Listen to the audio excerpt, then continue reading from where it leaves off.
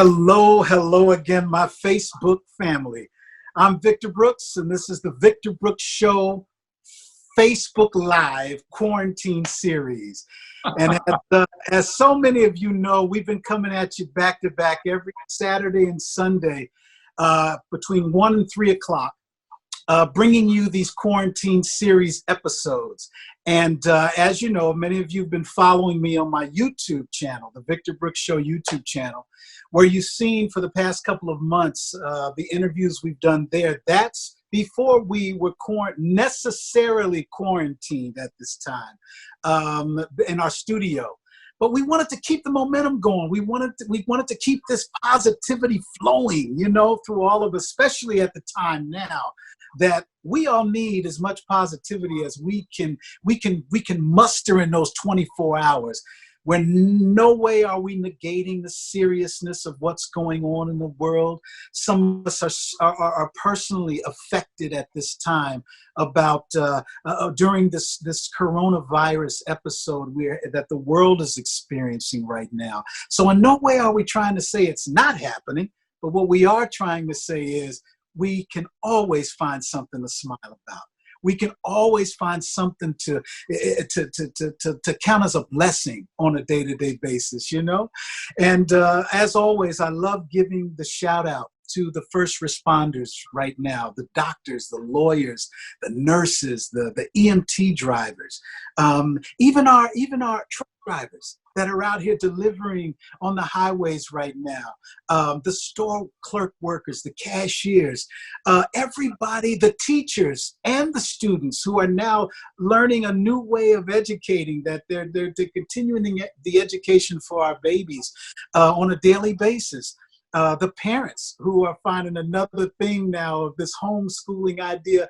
It's not easy for a lot of us or for any of us, but the ones who are still doing it for positivity, thank y'all so much. Thank you. And today, ladies and gentlemen, this has been a full day of love and positivity. We started this morning at 11 a.m. with Larry Dotson of the Barcades, the lead singer of the Barcades. You see that poster right behind me, the gentleman in the white suits? That's the Barcades, of the iconic Watt Stacks documentary film. And then we followed it up at 1 o'clock with comedian, writer, producer David Arnold. His tremendous career. Netflix special is Fat Ballerinas just out, and another one coming up, him and Kevin Hart are working on things. And now right now, ladies and gentlemen, I'm having a lot of positive mixed emotions right now, because the person who you see on this camera here is Mr. Clifton Davis himself. And I want to give you a tidbit. Ladies and gentlemen, we're talking industry legend in so many ways.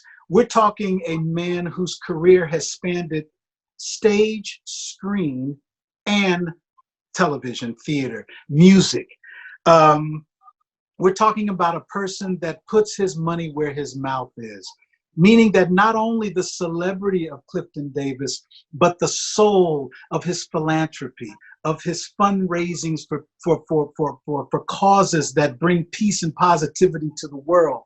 Clifton Davis, brother, thank you so much. And it's my honor to be able to call you my big brother.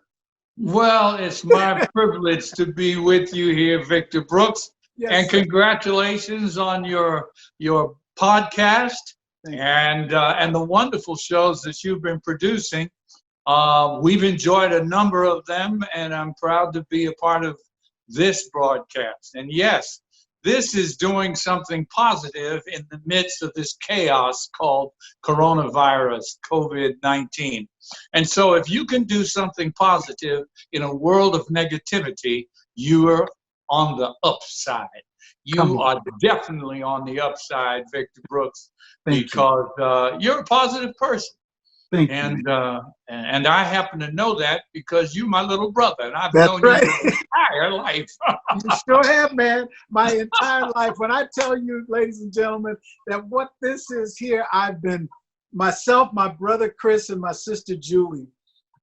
We've been educated by this brother. We've had his foot in our tail by this brother. We've been pulled to the side by this brother.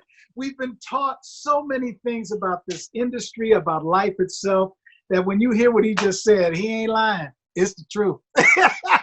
And I am so proud of all of you and Julie McKnight and Chris Brooks. I am really proud of all of you because you've just developed as terrific human beings. And if I had anything to do with that, I am humbly grateful.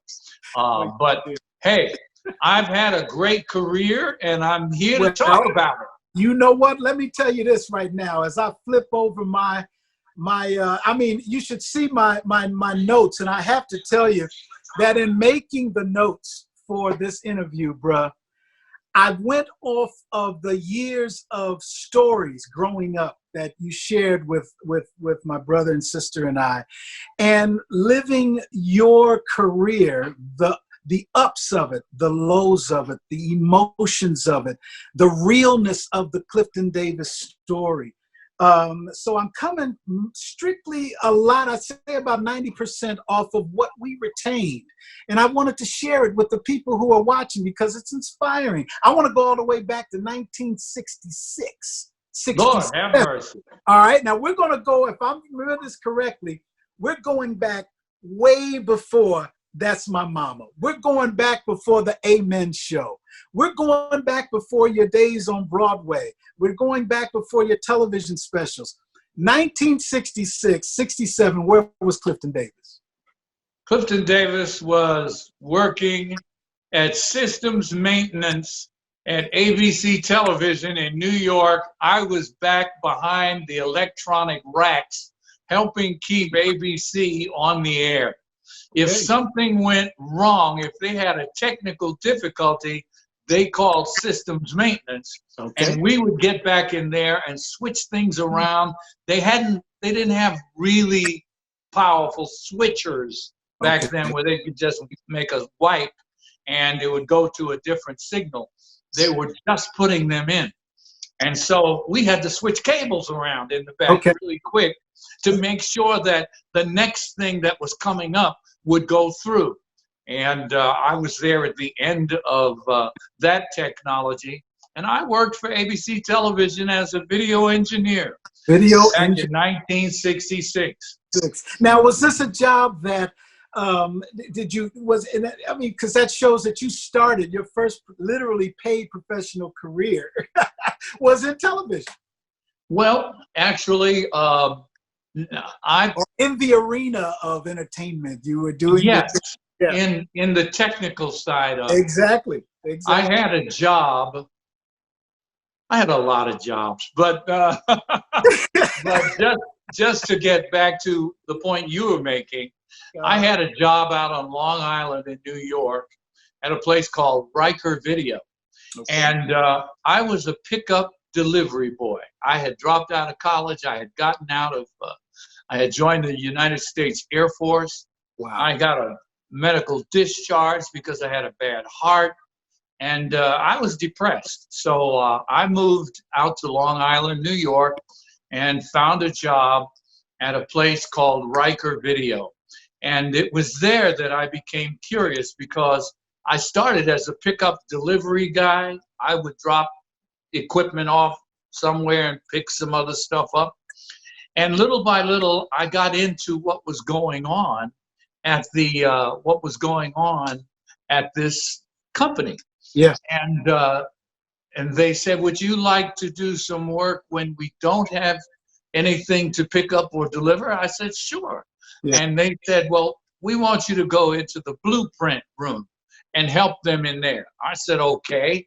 And so I started working on blueprints, and then I started studying them and saying, what is this?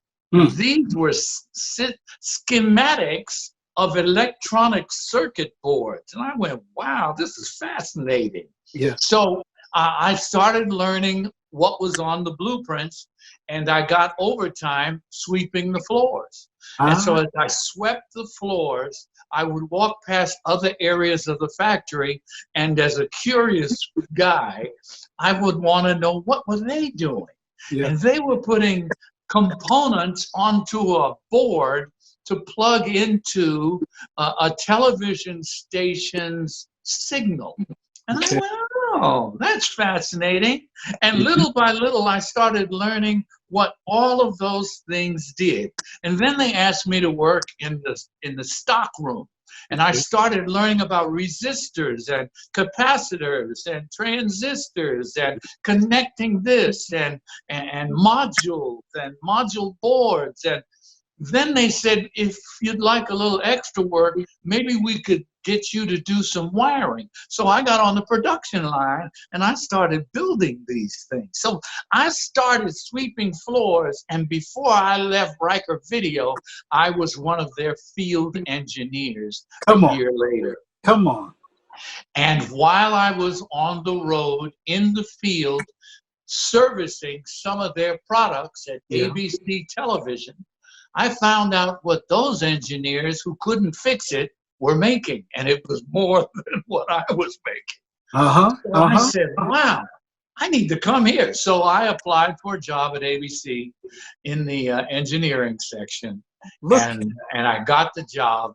I left Riker Video and I went to New York, and I did very well there. It was almost a year. And next thing I know, I went to see a Broadway show. Now, before the Broadway show, I think I remember, correct me if I'm wrong, you had the job you just mentioned, that was I guess some people say a stable job. You were like there. That job. I was permanent. I was in the union. You were in the union. You could have stayed till you wanted to retire. You would have had pension. You would have a secure gig. So what happened when you made that announcement? Yeah.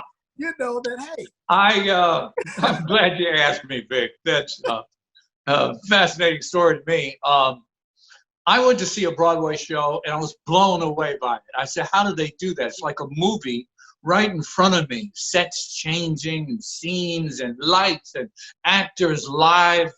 It was just mind-blowing to me. I was, 21 or 22. And I decided after seeing that I had to try it. I had to try it. I was bitten by that proverbial bug, and I said, I've got to try this. So I went back to my job at ABC, and I told them, I need to leave. They said, have you lost your mind? You just got permanent. You can be here for the next 20 years. This is the easiest job you have ever had. I was working in master control. I had it going on. It was happening for me. But this was a dream that I had to see through. I had to try to fulfill the dream because it had gotten inside of me. Wow. So they looked at me and they saw I was serious. Okay. And my boss said, I tell you what I'm going to do. I'm going to keep your spot open for the next 6 months, and you give this a try. Right. And if it doesn't work out, you can come back and you can have the same job right here at ABC. I said, well, thank you so very much. Right on. I went off to do summer stock theater, and the love affair began. And by September, I was one of the chorus singers in the new version of Hello, Dolly, scheduled for Broadway that fall.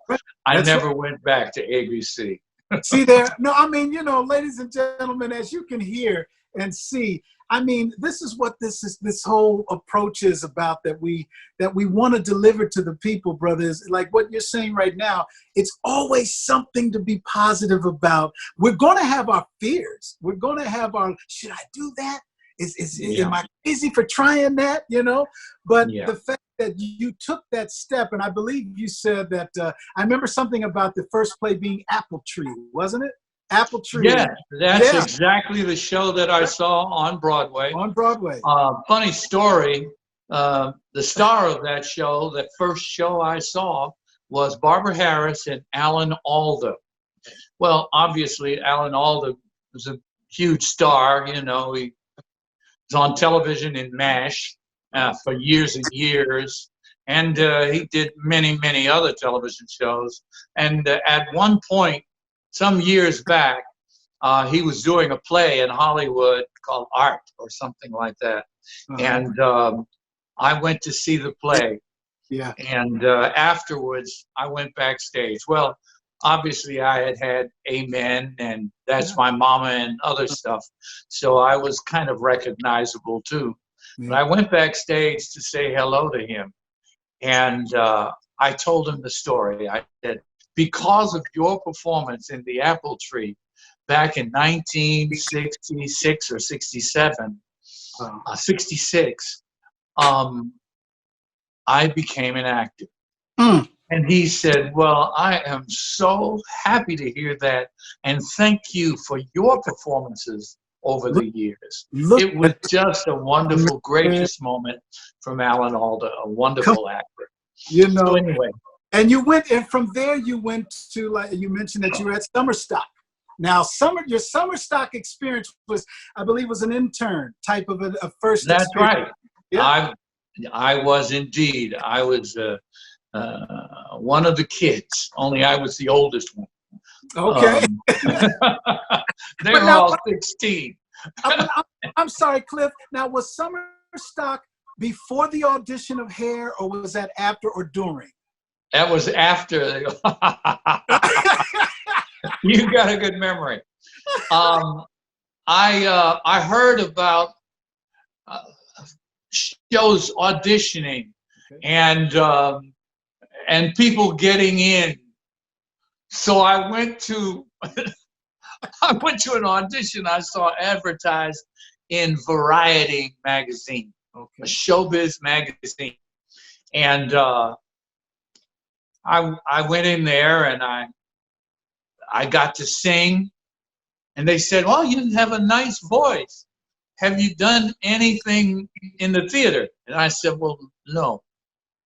They said, "Oh, we wish you had some experience. We really would like you to have some experience. Why don't you get some experience and then come back and see us?" I said, "All right, thank you very much." They said, "Go do Summer Stock." I said, "Okay, thank you." And I turned to leave, and then I came back and said, "Excuse me, what is Summer Stock?" They just saw the green coming out, right? It's just just pure green. Oh, excuse me, what is Summer Stock? Oh, they said, "Oh, you really don't know." Gotcha. So they told me I needed to look for a summer theater group that used stock sets and musicals and plays and scripts and see if I could become a part of that. So I went and found the Backstage magazine and Variety, and I read through them until I found one that said no pay, no fee. Okay. Which means you're not going to get paid, but you don't have to pay us. And so I said, well, I'm gonna try to do that. So I applied, and I got accepted, and I went to St. John Terrell's Music Circus out in New Hope, Pennsylvania. Actually, it was in Lambertville, New Jersey, across the river. And I spent the summer out there. I did 3 shows and 2 children's theater productions, and I learned about acting and about stage and language and lights, and I painted and I cleaned the ladies' room and I did whatever needed to be done. And then that fall, I auditioned for Hello, Dolly. And what an amazing experience, because I was one of 500 non-union people waiting in line to sing a few bars.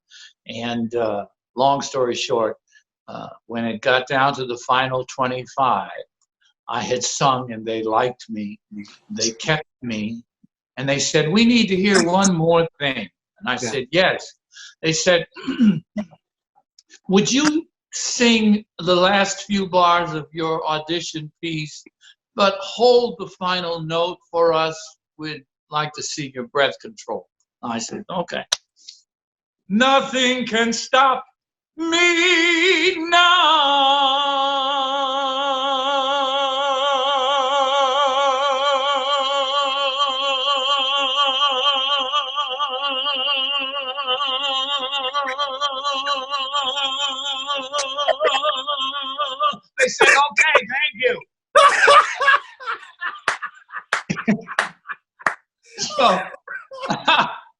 So, Fantastic. they picked me. I was one of the 3 people they picked that day, and I got to be in Hello, Dolly with Pearl Bailey for a wonderful experience to start my career. Oh, man, I mean, and a lot of us may know, and some of us may not know, that this particular Pearl Bailey icon and Cab Calloway icon in the same play. So this is your first time out the box on theater, correct? Am I right? Absolutely. And you're sharing the stage now. How old were you? And you're looking at the stage opening night. You're there with Pearl Bailey and Cab Calloway. We opened. I was 22 years old. Wow. When the night we opened, and I was just a chorus boy. Yeah. But I became an understudy for one of the co-leads. Okay. The young male lead. Okay. And once I got to understudy rehearsal, I realized a profound truth. Okay. I didn't know what the heck I was doing. I had no idea. Okay. I was mimicking what the guy was doing, but I didn't know anything about acting. Okay. So I went and found an acting teacher. All right. And started taking classes. And 6 months later, I felt a little better. Yeah. And I finally got on stage because the fellow I was understudying finally got sick. And Pearl Bailey was rough on all the understudies. She was tough. She was an old school actress, and she wanted you to be your best all the time. And so I was on my P's and Q's, and I went out there and I danced and I sang, and I had to dance with her. We came off stage. She looked at me and she said, "You all right?" Okay, right on. Right on. "You all right?" Right on. That was a great compliment from her. Come on. Because she just gave people a fit. Anyway, she asked me to call her mama. So she became the mama. And years later, I bumped into her on the street in Washington, D.C. And she recognized me right away, called my name, Clifton Davis. Lord. Clifton Davis, she said. Right. I said, "Oh my God, it's Pearl Bailey." I hadn't seen her, but by that time I had starred in That's My Mama, and so I was relatively famous around the country. Exactly. And so she said, "I knew it. I knew you would make it." I knew you were going to make it. Mama. She said, Mama. "You're doing great. I'm proud of you." So it was just a lovely encounter. Now, I shouldn't be yelling, so. No, I got you, brother. It's what we're feeling, and it's what we have felt following your career for these years. You've been in front of us and in our ear. You give us an excitement through your music, through your performances, through your philanthropy, for being you. And I know that after I have so much going in my head, but after that, we're coming along now to Hello, Dolly times. And we're already there with Pearl Bailey and Cab Calloway. But now we're moving into another diva and icon of theater, okay? And please tell us about the Hello, Dolly days, man. Please. Well, after Dolly, I learned so much during Dolly with Pearl. But 1 year later, I had a chance to star in an off-Broadway show. And a lot of people thought I was a little crazy to leave a hit Broadway show that was still running and to go do a little off-Broadway show where I'd make less money. Yeah. I may not get noticed at all, but it was an opportunity to grow. And as a young actor, you need chances to grow. You must stretch your wings. You must take the chances. It was my passion, and that's why I had to do this over engineering. I had to do it over anything. And so I had a chance, and I thought this will be good for me to grow. And it was. I did a show called How to Steal an Election off-Broadway. We ran for like 9 months. It was an off-Broadway hit. And I got noticed very well.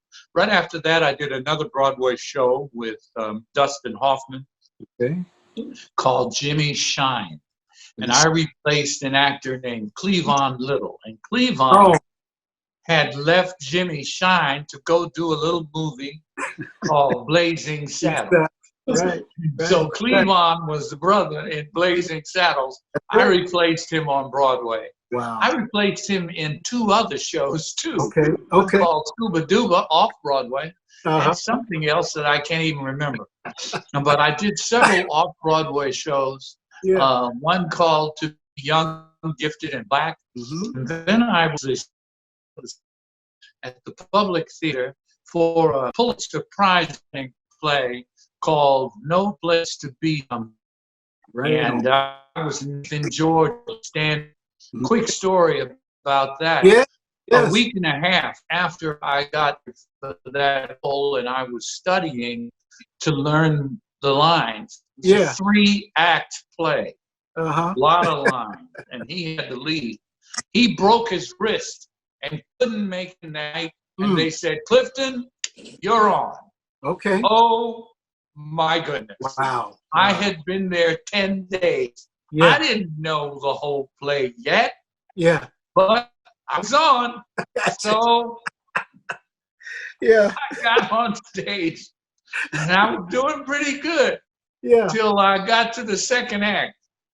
And with one forgotten line and a jump, I cut 20 minutes out of the 2nd act because I forgot the line. It was the shortest night for that play ever.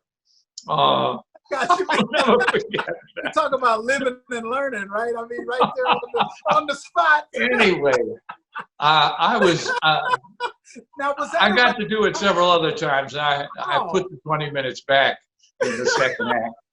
But that was a lot of fun. So then, off Broadway, on Broadway, back and forth. I did a show called "Look to the Lilies," which was the musical version of Sidney Poitier's Lilies of the Field.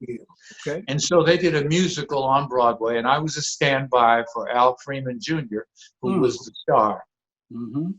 It didn't last very long. It was a flop. But I went straight from there to another Broadway show called The Engagement Baby. And I was the engagement baby. Okay. I was the illegitimate son of a white guy who had slept with my black mama in college. Okay. And I was the child he didn't know about. And I just showed up one day and said, Daddy!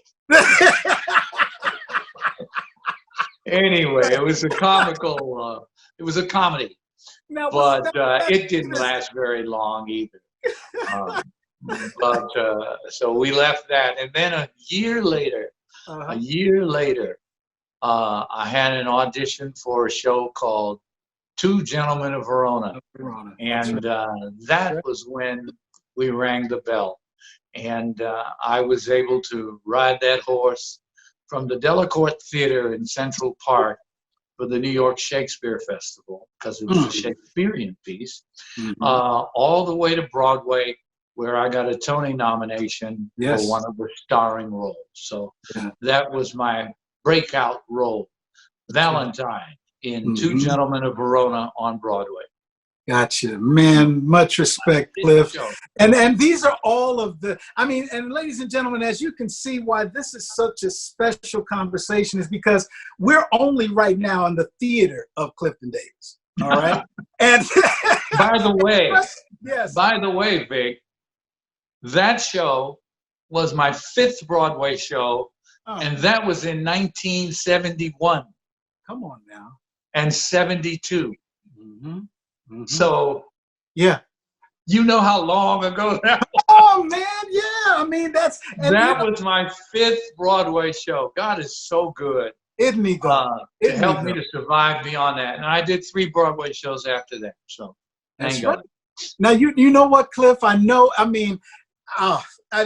so from here, let's talk about now. Let's move into the television years of Clifton Davis, the beginnings, and from that, if I remember now, was all of us remember, and I know, especially in our Afro-American community, the Melba Moore Clifton Davis show.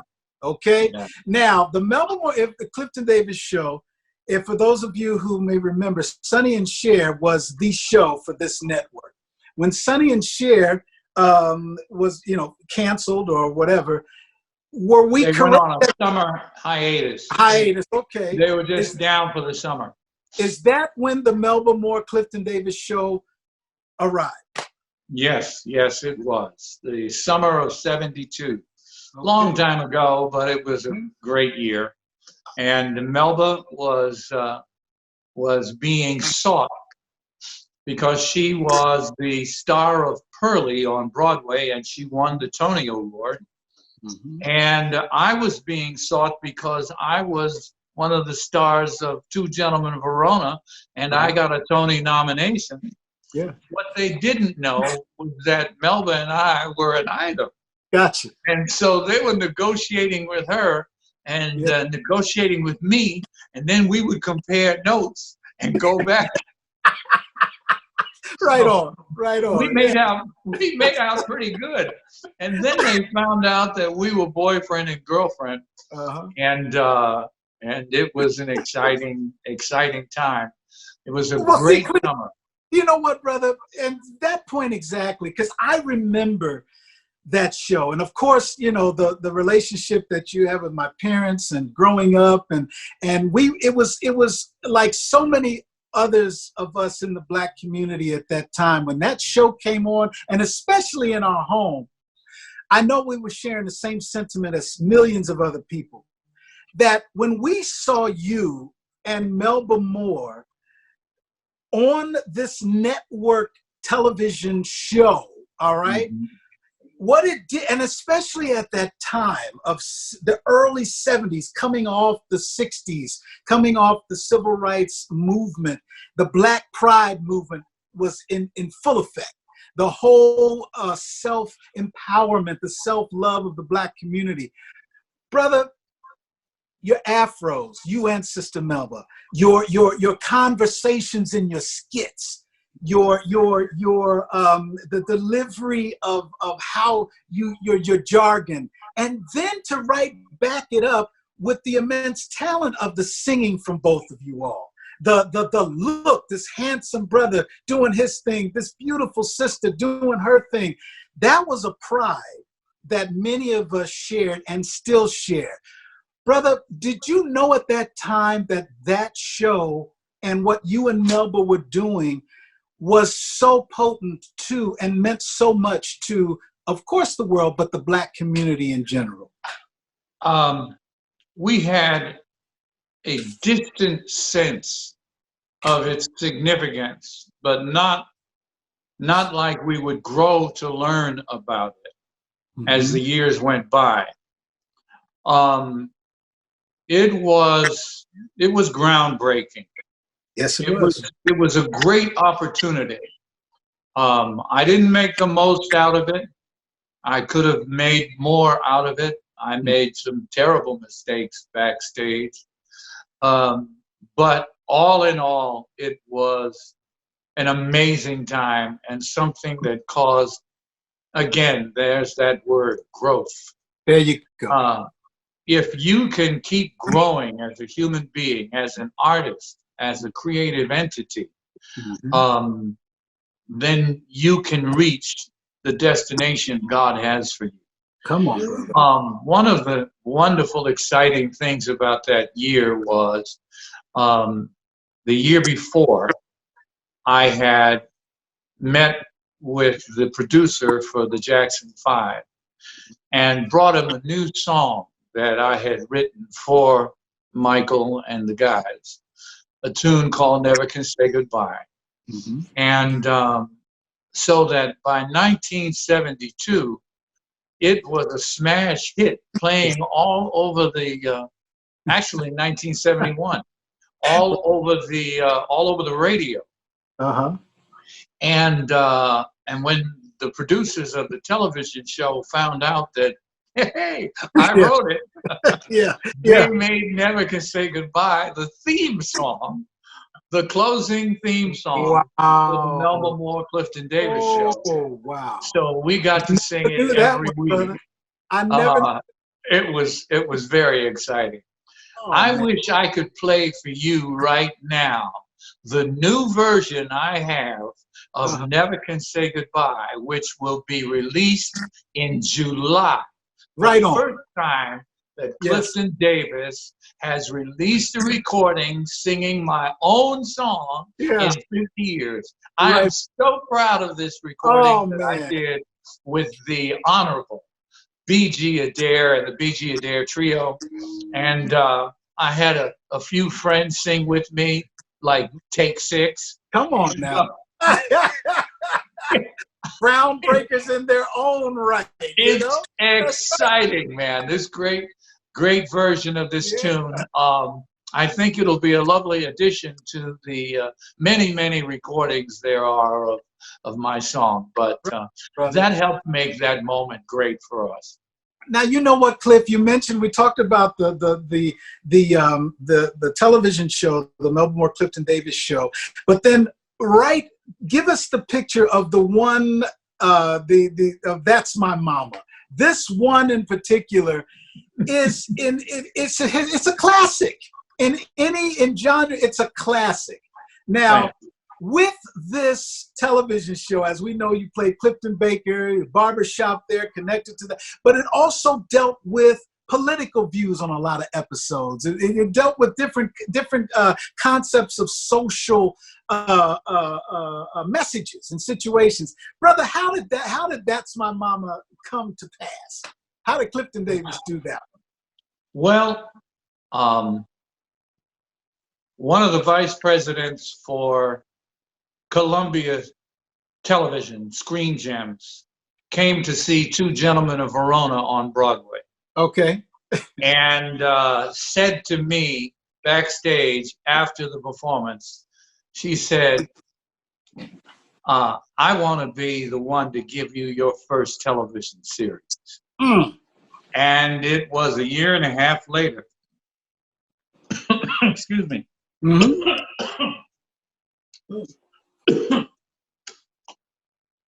Gotcha.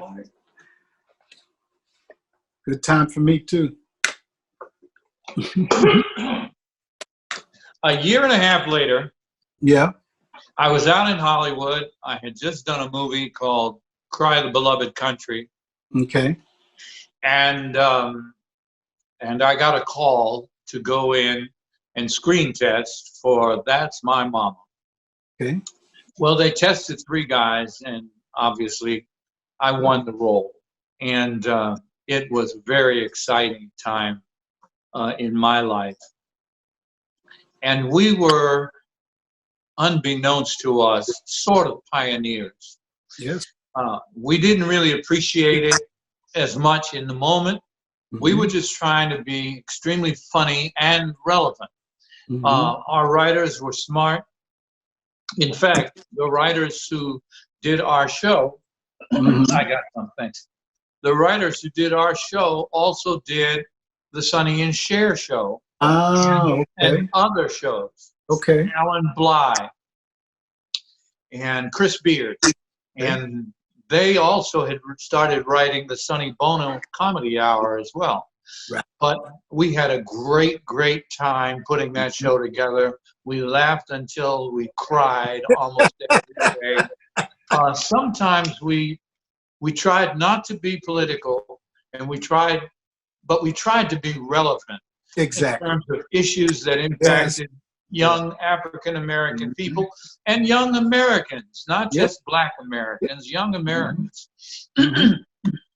So, yes, we had a good time with that. And, it only lasted 2 years. I got you. But I mean, 2 years That's see, even more incredible that it still lives today in the hearts and minds of us, of so many of us, that impact in 2 years and the presence of Clifton Davis on our television set during those times every week, and it gives us that added sense of pride that we were talking about. With now, if we're moving on to, you brought out Never Can Say Goodbye, and I want to know, Cliff.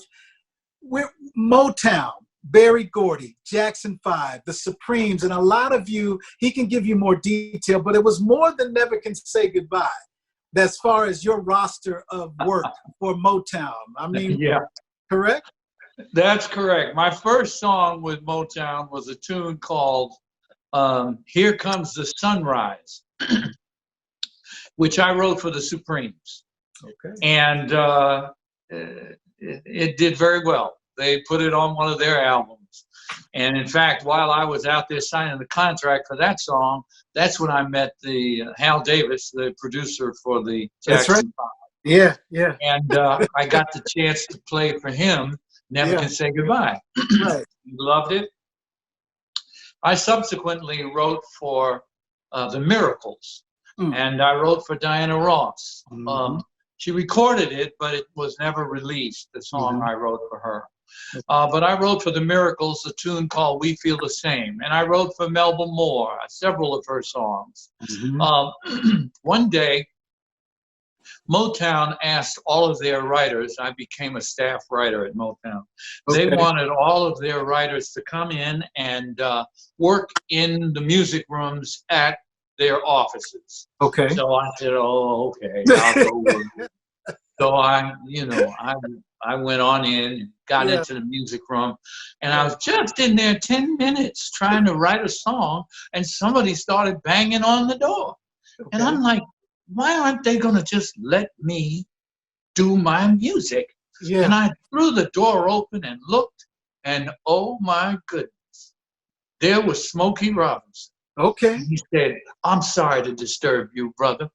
I need to borrow that room for about 5 minutes. Can you please let me have it? And I'm like, yes, go right ahead. So I was trying not to be mad. And then I suddenly realized, man, that's Smokey Robinson. He wrote My Girl. Come on. So I got out the way and let Smokey have the room. And I got to tell you this. When he came out 5 minutes later, he said, what's your name? And I said, Clifton Davis. He said, you wrote Never Can Say Goodbye. I said, yes. He said, I love that song. I'm going to record it too. And I said, well, thank you. He said, by the way, I'm so sorry to interrupt you. I appreciate it. Thank you very much. And he was so sincere and so wonderful. Right. And Smokey Robinson has been my friend for the last 45 years. Look at that, man. Look at that. See, and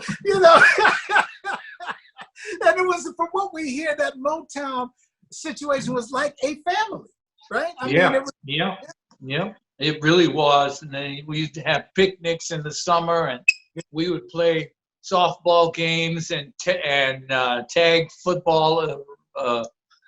We had so much fun. And you could go in and out of studios and hear people rehearse and record. I remember being invited to sit in while Stevie Wonder was recording songs in the key of life. Oh, my brother. Right, to imagine being in the studio when that creativity was going on. It's a wonderful privilege. You know what, man? Those were the Motown days. And, I want to know if, and later, what was the time that you and Sammy Davis Jr., that whole, would you consider that Sammy was in a lot of ways, of course, your friend, but was there any mentoring of the industry that you learned from Sammy? Truth of the matter is, Sammy was my friend because he allowed me into his circle. He was a giant, and I could tell stories. But let's put it this way. I first met Sammy. I first met Sammy when he came backstage to say hello to Pearl Bailey in Hello, Dolly. Okay. And Pearl introduced me to Sammy. Okay. And said, Sammy, his name is Davis too. I said, yes, Clifton Davis. Right. And he shook my hand, said, nice to meet you. You know, we Davis is going to take over the world. I said, yes, sir. Well, a few years later, I had been doing very well on Broadway. And I was dating Melba Moore. And went to see Sammy Davis Jr. at the Westchester Theater. And Melba opened for him. Mm-hmm. So I was backstage and reminded him that he met me at Hello, Dolly. And he went, And then I told him what he said. He said, oh, yeah. Right. Yeah, good to see you. Right. You doing all right? Well, a couple years later, I met him again. Only this time, I was starring on television. Gotcha. Sammy was like, you got it going on. Look at you. I see you. I see you growing. Right. And he told me, the best thing he told me that I recall was, Clifton, I really like you because you remind me of me. You're a triple threat. Gotcha. He said, if you don't have an acting job, you'll find a singing job. If you can't find a singing job, you'll write your own music. He said, you're a triple threat. He said, and then you dance. I said, no, Sammy, I don't dance. But I used to hang out at his house, and man, you know, that's he was a lot of fun. He was a party in a pocket. I can party in a pocket. I can dig it, brother. And you know what? And Cliff, let's kind of fast forward to a time in your life that you've been very vocal about, my brother. You've given testimonies about it. You've actually, I'm going to say, have attributed to people's personal healings through your story. Take us to Christmas of 1980. Well, Christmas of 1980, things had gotten slow, and I had done one movie that year, and I had started dabbling with drugs,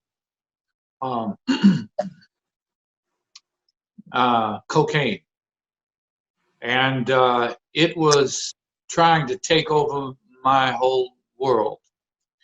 And little by little, it sort of did. In fact, I was so busy getting high, I missed a call to do a show called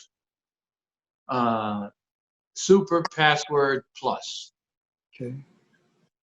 And I was supposed to be the celebrity guest. And I had been up for 2 days on dope, mm-hmm. and had fallen asleep and was a no-show. Okay. Suddenly, my entire career was blacklisted, and my manager called me and resigned as my manager and told me, that my career was over. And I got so depressed, I contemplated ending my life.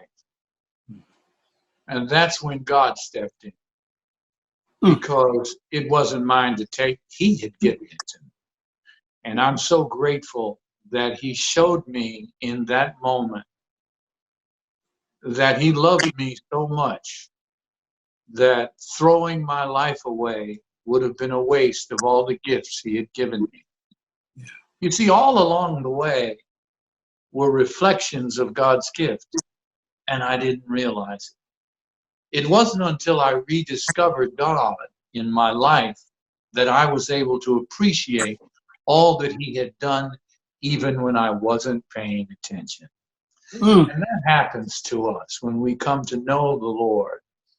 We look back and see where his pathway was, that he carried us rather than us looking for him. So that Christmas, I was determined to turn my life around with prayer and fasting and getting up out of Hollywood. and going home. I was able to kick my habit and restart my life. I decided to walk away from show business and reassess who I was as a human being and let God make the choice. Let God lead the way. I was going to leave it up to him. And 2 weeks after I left Hollywood and cleaned up my act, I got a phone call inviting me to go to Oakwood College to host the banquet. Wow. And they wanted to know what I wanted to get paid. I said, can I go to school? So the president invited me down to Oakwood College on a full scholarship. Wow. And 3.5 years later, I graduated second in my class and went straight to the seminary to become a minister of the gospel. 2 years after that, I graduated from the seminary.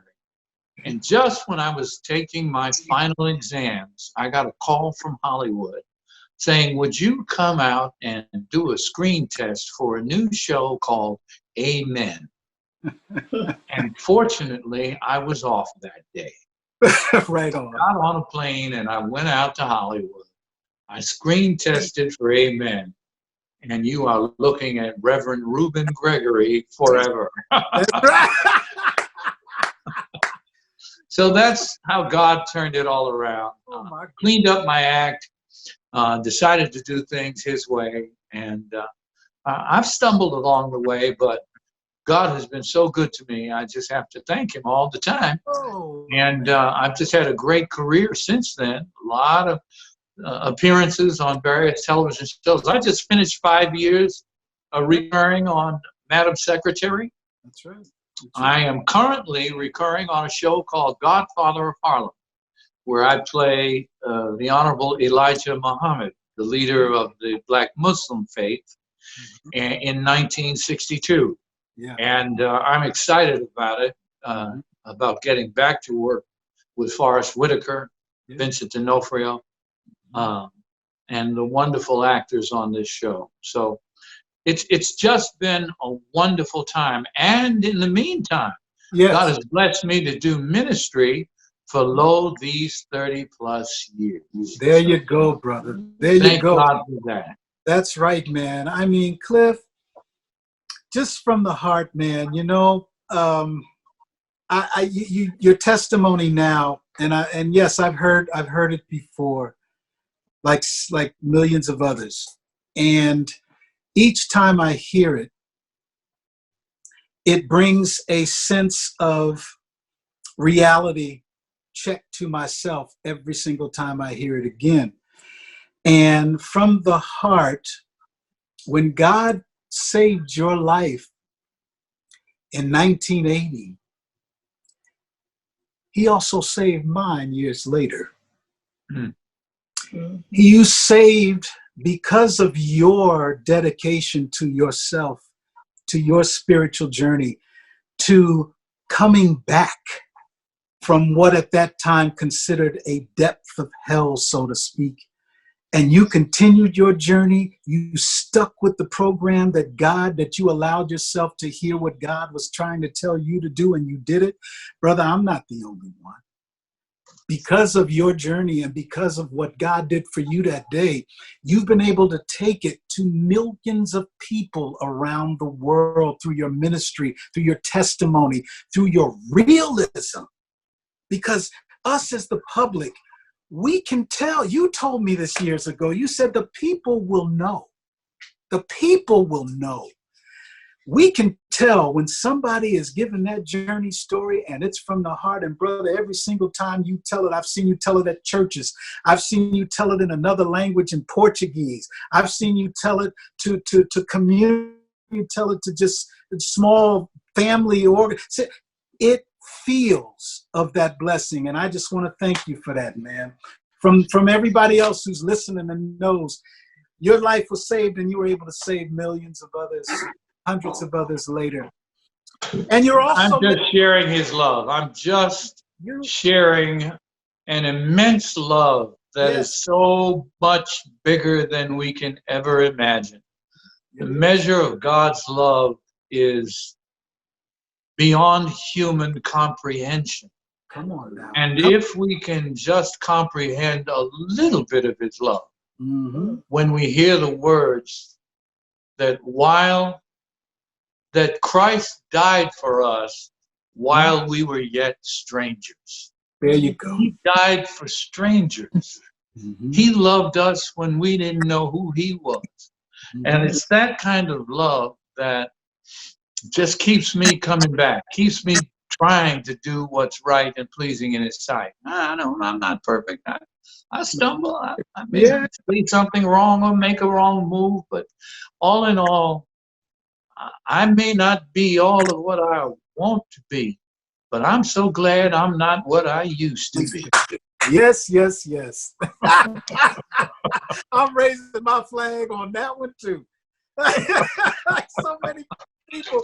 And on top of it, you have been blessed. I know Sister Monica is a queen of who she is. Your wife I'm speaking of. Is it 20 now? Is it 20 years? Isn't that something? And you know 20 wonderful years with this amazing, she's going, woo, woo, in the background. And I was at that beautiful wedding. Oh, Mountain. Yes, you were. Oh, my goodness. Proud to have you there, too. Oh, man. It was my honor to sing for your wedding, brother. And you know, but just to be, you know, and the what's happening now with your TBN, what's that journey, brother? And once again, going to that whole thing of your continued ministry and what it is that you're giving now. Well, I have been one of the keynote hosts for Praise on TBN since 1996, 24 years. Wonderful time that I've spent in relationship with Christian television. And most recently, my guest was the brilliant author and minister, Max Lucado. Okay. And talking with him about what happiness is. He's got a new book about it. Okay. But even since then, I had an interview that I hosted with Franklin Graham, Billy Graham's son. And that was a powerful show, and so proud of that. And then the last thing I did on TBN was talk about the coronavirus and encourage people. And I share with you what I shared with them. This is a difficult time. We can't know all the difficulties of so many people who have no money, who are on the brink of being homeless or are already. People who've lost their jobs, millions of people who just don't know where the next meal is coming from. And it's a tough world out there. And if there's anything that I can share with you that will help you get through it, let it be this. In spite of this situation, there is a God who loves you. Come on, man. That love is immeasurable, even when you can't see it. Asking him will provide for you. Yeah. And here's the lovely thing about our insurance policy. Our insurance policy for difficult times is found in Romans, the 8th chapter. Nothing can ever separate us from the love of God in Jesus Christ. Nothing. Coronavirus, nothing. Unemployment, nothing. Closed down economy, bad stock market, nothing will ever separate you from the love of God, which is in Jesus Christ. So take that love and be comforted by it and ask God for food and work, for funds. And God will provide. I believe that. I believe it too, my brother. I believe it too. And I know that so many so many listening right now believe that, but it's always a blessing to get that extra boost, that extra reality check that I was just mentioning, how your testimony does. What you just gave now, it's real. God is there with us, man. He's there with us through it all. Brother Clifton Davis, thank you, man. Thank you for being here, brother. It's been an honor. It's been a pleasure, man. And I see the feed here is just blowing up with is that right? With amen hands and hearts. Oh, that's we love wonderful. yous and I didn't mention the show I did for 4 years, Disney's Aladdin. But I'll tell you, like the genie said, Victor, you ain't never had a friend like me. I know that, brother. And vice versa, my brother. Vice versa. I love you. I love you, young brother. I love you too. And for our família brasileira, muito obrigado, irmão. Muito obrigado a você também, meu irmão. Você conhece, eu falo um pouco português, mas estou tentando agora. You know? Você quer que eu falo um pouco de português brasileiro? Exatamente. Talvez esse.